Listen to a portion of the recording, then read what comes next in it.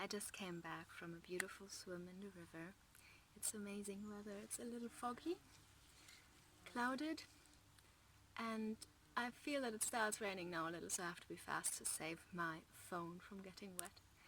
I wanted to introduce a new super weed to you that I love, that I discovered in the springtime and had it a lot then. I ate it raw. It's one of the weeds that actually tastes good raw, and it's really safe to eat, as well as the nettle, for example, is also a weed that tastes good raw, but it takes a little more mindfulness to eating it and not getting stung. Now this one here, plantain, I'll bring it closer to you so you can actually see it. Plantain is an amazing weed that grows everywhere. I see it here in Britain all over, but I know that it's also there in Germany. I've been there recently and I saw it growing everywhere as well, in the parks and cities, but also in more rural sites or smaller villages. It's just everywhere. It's a common weed, and it has many amazing medicinal benefits like curing UTI, and I will introduce this now to you, what it can do as well. It gets interesting.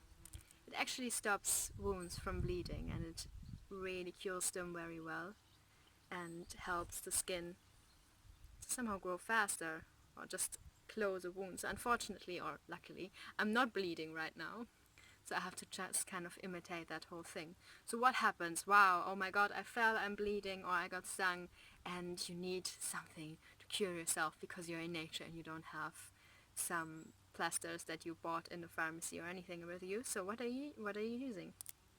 You're using nature.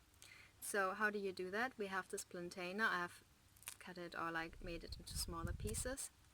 Now what I do, I chew. Let's chew. Getting a lot of spit here, not swallowing this. There we go. Now I'm taking this out. This is not disgusting, in case you feel it disgusting. It's just in your mind. And then you're applying it on the place, you see, where you have the wound. Now let's imagine I would have a wound here, I would be bleeding. Now sometimes it's hard to keep it there because it falls off. The more spit you use, it's actually sticking. But sometimes you can use another leaf then and just tie it around, so you can invent certain ways of making your own plaster. It's amazing. I kind of love that feeling of using nature for this. It happened to me a few times that I actually got scratches because I was ripping off brambles in the woodlands and everything, so I was bleeding and I used it, and it works around, when you leave it there for around 2 to 5 minutes, definitely works. This is one of the most amazing weeds. I love them. Apart from curing UTI and helping when you're having wounds, they have so many other medicinal properties that I will mention in another video. But for now, let's leave it there, just seeing how that weed looks. You can definitely Google it, I'm sure, if you're a little unsure still after this video. There's another one to it that might make it easier for you to identify. So usually it has these kind of leaves around it and this stem growing in it. Now this already has lost all its seeds. No, the seeds are still there, but it has changed the color. So in the springtime, this is really dark. And it's an amazing, I find even it's amazing mushroom substitute. I find it tastes like mushrooms. Definitely it doesn't have the consistency like mushrooms, but it has a mushroom taste, at least in the springtime. And I roasted them. I took all of these off. I was really addicted to this because it's so tasty, and I just roasted it in the pan.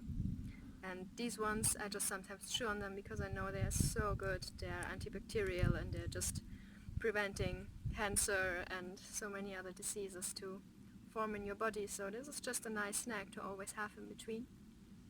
And it takes a while to get used to weeds, to eating them, because your tongue is definitely not accustomed to it. But once you let them in, it's really hard to let them go again. And why would you? They're for free.